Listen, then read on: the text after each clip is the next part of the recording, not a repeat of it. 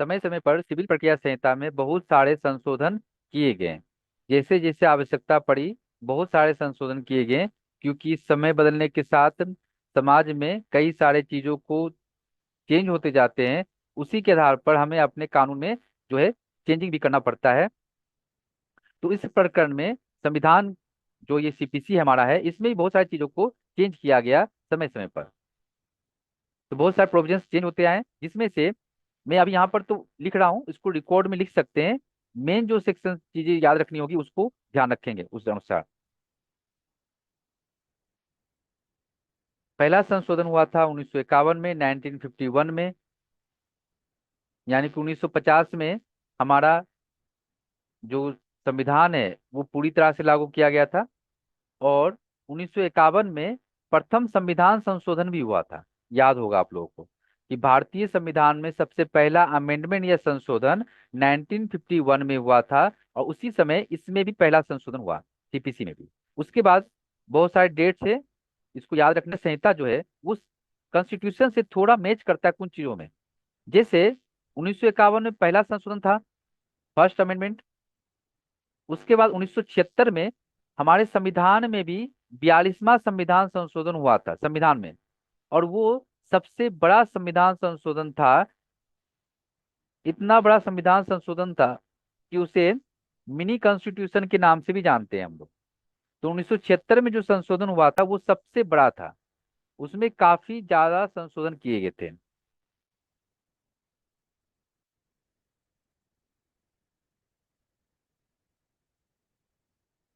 और इस ये जो संशोधन हुआ था वो लागू किया गया था 1 फरवरी, 1 फरवरी 1977, 1977। इस दिन से वो लागू हुआ था 1976वां संशोधन। तो ये थोड़ा सा प्रीलिम्स में कभी कभी आ जाते हैं जब डेप्थ से प्रश्न पूछे जाते हैं कि कब से लागू हुआ था ये वाला, क्योंकि ये थोड़ा सा इंपॉर्टेंट था। सबसे बड़ा संशोधन था। और इसी साल में संविधान में भी संशोधन हुआ, जो सबसे बड़ा संशोधन था। इसी साल में परिसीमा अधिनियम में भी संशोधन किया गया था। तो बहुत सारी चीजें इस साल में हुई थी। ठीक है, तो 1951 में संशोधन होने के बाद फिर आपका संशोधन हुआ था 1956 में। फिर आपका संशोधन हुआ 1976 में। 1976 में जो संशोधन हुआ है वो सबसे बड़ा संशोधन था। पूरे सीपीसी का सबसे बड़ा संशोधन था। जैसे कि 1976 में जो संशोधन हुआ था संविधान में, वो भी सबसे बड़ा संशोधन था। उसके बाद आपका आता है 1999 का संशोधन और 2002 का संशोधन। इन दोनों में एक विशेष बात हुई। 1999 के संशोधन और 2002 के संशोधन में एक विशेष बात हुई। क्या विशेष बात हुई? कि इसकी लीगलिटी पर प्रश्न उठाया गया। तो सबसे पहले इसमें से दो तीन क्वेश्चन आपको बनते हैं, बहुत इंपॉर्टेंट। 1999 और 2002 का जो संशोधन हुआ था उससे बहुत महत्वपूर्ण प्रश्न बनते हैं। पहला, इसको न्यायमूर्ति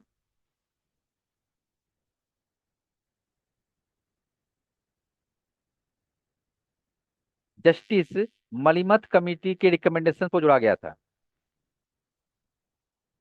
जस्टिस न्यायमूर्ति थे, जस्टिस थे, इनके रिकमेंडेशन पर जो संशोधन हुए थे वो 1999 और 2002 में हुए थे। आपसे प्रीलिम्स एग्जाम से पूछा जाता है कि 1999 और 2002 का ये दोनों लागू कब हुए हैं। तो दोनों को 1999 का जो संशोधन था और 2002 का संशोधन था, उन दोनों को एक ही तारीख को लागू किया गया था। यानी कि अमेंडमेंट्स पहले हो गए, लागू हुआ था बाद में। जैसे आपका भारतीय साक्ष्य अधिनियम, बीएनएसएस और ये सभी कानून एक साथ लागू हुए हैं 1 जुलाई को, उसी तरह 1 जुलाई 2002 को ये सभी लागू हुए हैं। 1999 का संशोधन और 2002 का संशोधन। सिविल प्रक्रिया संहिता में 1999 और 2002 के संशोधन को न्यायमूर्ति मलिमथ कमेटी के रिकमेंडेशन पर जोड़ा गया। ये दोनों संशोधन 1 जुलाई 2002 से लागू हुए हैं। और इन दोनों संशोधनों पर संवैधानिक रूप से विचार किया गया था, क्योंकि इस पर एक मैटर आया सुप्रीम कोर्ट के पास कि ये दोनों संवैधानिक हैं या असंवैधानिक हैं। तो इसमें एक बहुत ही इंपॉर्टेंट केस लो है, 100% इंपॉर्टेंट है, जो है आपका सलेम एडवोकेट। एडवोकेट को हिंदी में वकील मत लिखिएगा, जैसा है वैसा ही लिखेंगे। सलेम एडवोकेट बार एसोसिएशन,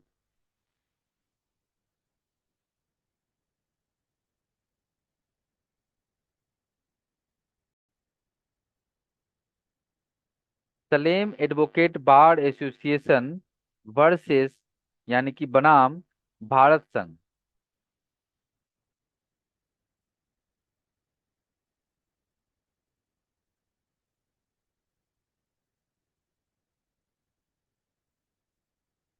ठीक है।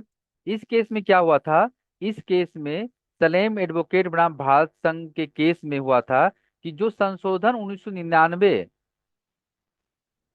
1999 और 2002 का जो संशोधन हुआ था, उसको सर्वोच्च न्यायालय ने संवैधानिक माना।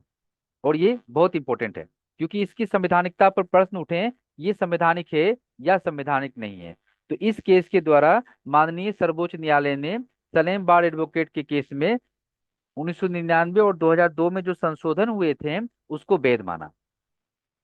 फिर से एक चीज रिपीट कर रहा हूं कि आपको इसमें क्या याद रखना है। पहला चीज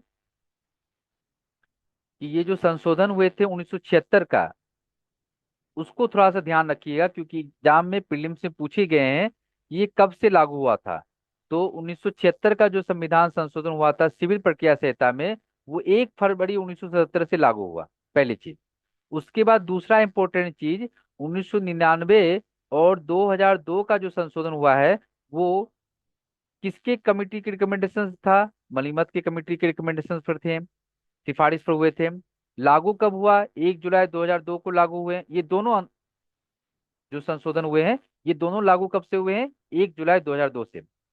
और इन दोनों संशोधनों पर संवैधानिक रूप से न्यायालय ने सलेम बार एडवोकेसी के केस में, सलेम एडवोकेट बार एसोसिएशन बनाम भारत संघ के केस में इसको संवैधानिक माना, इसको वैध माना।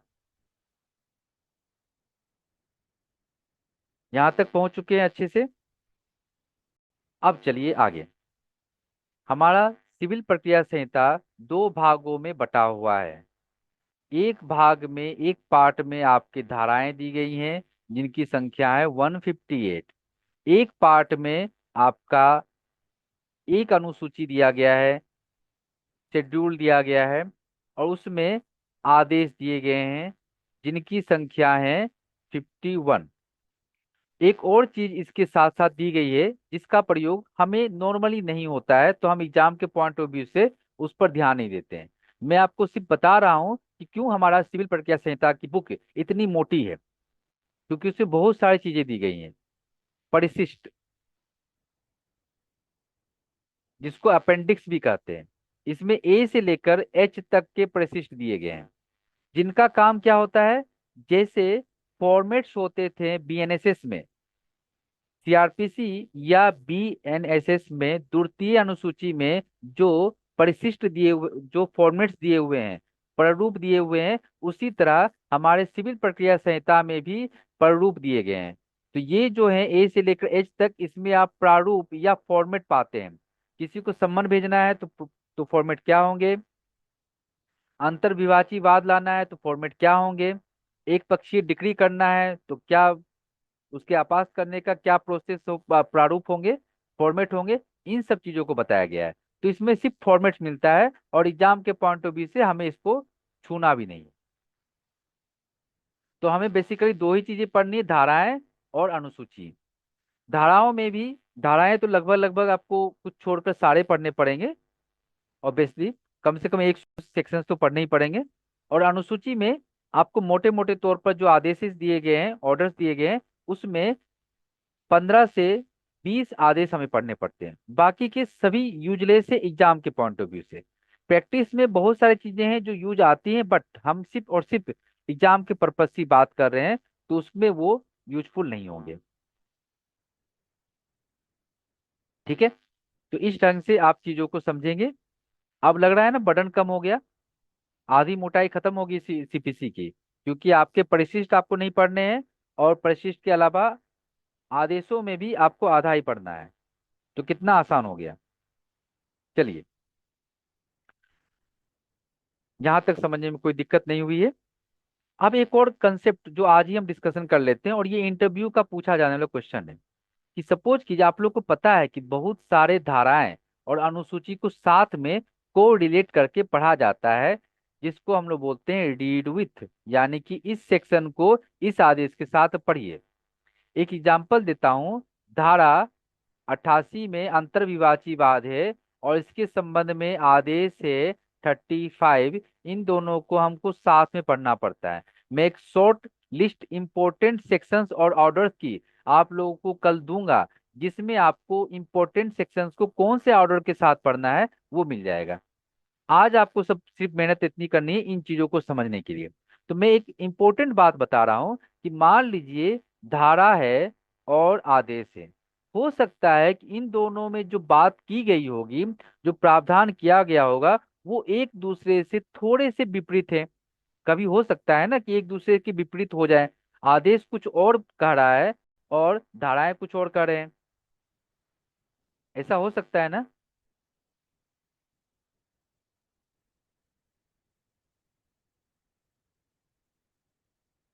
आदेश में संशोधन कौन कर सकता है? आदेश में संशोधन केंद्र भी कर सकता है, आदेश में संशोधन राज्य भी कर सकते हैं, और आदेश में संशोधन हमारा हाई कोर्ट भी कर सकता है।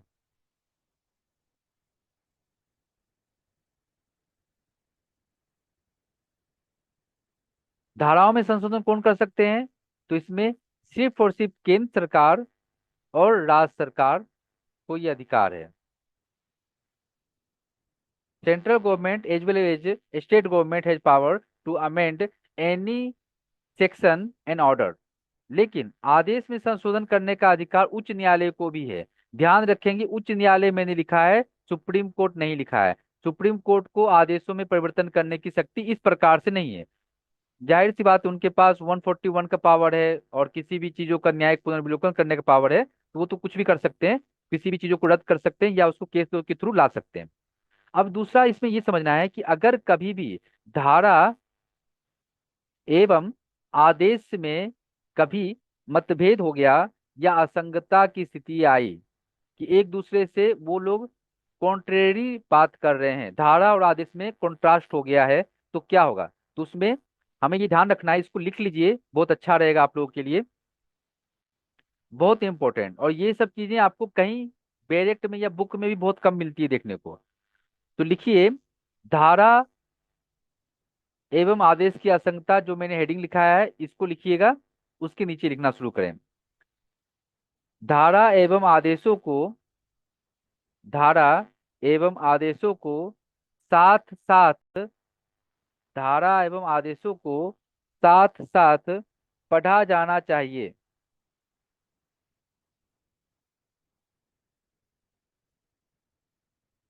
धारा एवं आदेशों को साथ साथ पढ़ा जाना चाहिए, लेकिन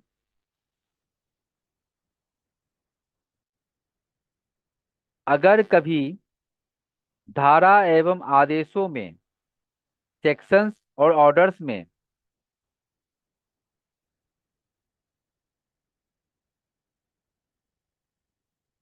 असंगतता की स्थिति, असंगतता की स्थिति यानी कॉन्ट्रेरी अगर डिस्प्यूट हो जाए, तब धारा, तब धारा अधिभावी प्रभाव रखेगी, तब धारा प्रिवेल करेगी।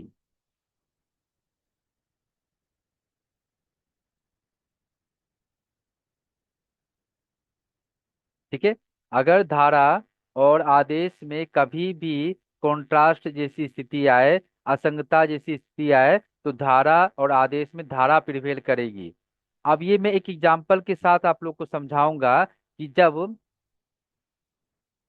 सम्मन का प्रोसेस आप पढ़ेंगे, सम्मन का, तो उसमें आप देखेंगे कि कुछ कंडीशंस में या रिप्लाई देने का जो प्रोविजन है उसमें आप देखेंगे कि कहीं पर दिया गया है 30 दिन और कहीं पर दिया गया है 90 दिन। आदेश में कुछ और टाइमिंग दी गई है और धाराओं में कुछ अलग टाइमिंग दी गई है। तो ऐसे कंडीशन में धारा ही प्रिवेल करेगी। आदेश कुछ विशेष स्थितियों के बारे में दिया जाता है, और धारा आपका जो है वो एक प्रकार का मूल है। एक चीज और यहाँ पर लिखे और समझे बहुत अच्छे से, ये हमारा जो सिविल प्रक्रिया संहिता है वो एक प्रकार का प्रक्रियात्मक विधि है, प्रोसीजर लॉ है। उसमें से भी जो हमारा धारा होता है ये पूर्ण रूप से आपका एक मौलिक की तरह भी काम करता है, सब्सटेंटिव की तरह भी काम करता है। यानी कि ये प्रक्रियात्मक विधि है सीपीसी, लेकिन इसके जो धारा वाले पार्ट हैं, जो हमारे पास 158 धाराएं हैं, वो इसके मौलिक चीजों को बताते हैं, मौलिक प्रक्रिया को उसी प्रक्रिया बताते हैं। इसी कारण हमारा जो धारा वाला पार्ट होता है वो प्रक्रिया वाले पार्ट पर प्रिवेल करेगा, अधिभावी प्रभाव रखेगा, अगर उन दोनों में कोई डिस्प्यूट हुआ है तो बहुत अच्छे से ध्यान रखेंगे। धारा और आदेश दोनों को साथ साथ पढ़ना चाहिए और उनके साथ काम करना चाहिए। लेकिन अगर धारा और आदेश में कभी भी कॉन्ट्रेरी स्थिति हुई, कभी भी डिस्प्यूट हुआ, तो धारा प्रिवेल करेगा, क्योंकि वो प्रक्रियात्मक होते हुए भी एक प्रकार से मौलिक चीजों को बताता है, और उसको ही हम प्रिवेल करेंगे, अधिभावी प्रभाव रखेंगे जो हमारे आदेश हैं, ऑर्डर्स पर। चलिए, ये आपका पूरा सिविल प्रोसीजर कोड का जो प्रीव्यू था वो हो गया है। इसमें अगर कुछ समझ में नहीं आया हो तो बताइए। आ गया सर। Very good. सभी चीजों को लिख लिया ना आप लोगों ने? हाँ सर। एक दो चीजें मैं बता देता हूँ जो बहुत इंपॉर्टेंट है, मतलब यहाँ से जो क्वेश्चंस आपको आएंगे देखने के लिए, ये जो मैंने अभी डिस्कशन किया है आदेश और धारा में जो अंतर, ये तो आपका इंटरव्यू में भी पीछा नहीं छोड़ेगा, इंटरव्यू में ये पूछे जा सकते हैं। उसके अलावा आपका जो 199 और 2002 में जो संशोधन हुए थे, उनको आपको विशेष रूप से ध्यान रखना है, क्योंकि वो आपको प्रीलिम्स में आएंगे और बहुत इंपॉर्टेंट है। कब जोड़ा गया, कब लागू हुआ, कौन सा केस में इसको संवैधानिक बताया गया,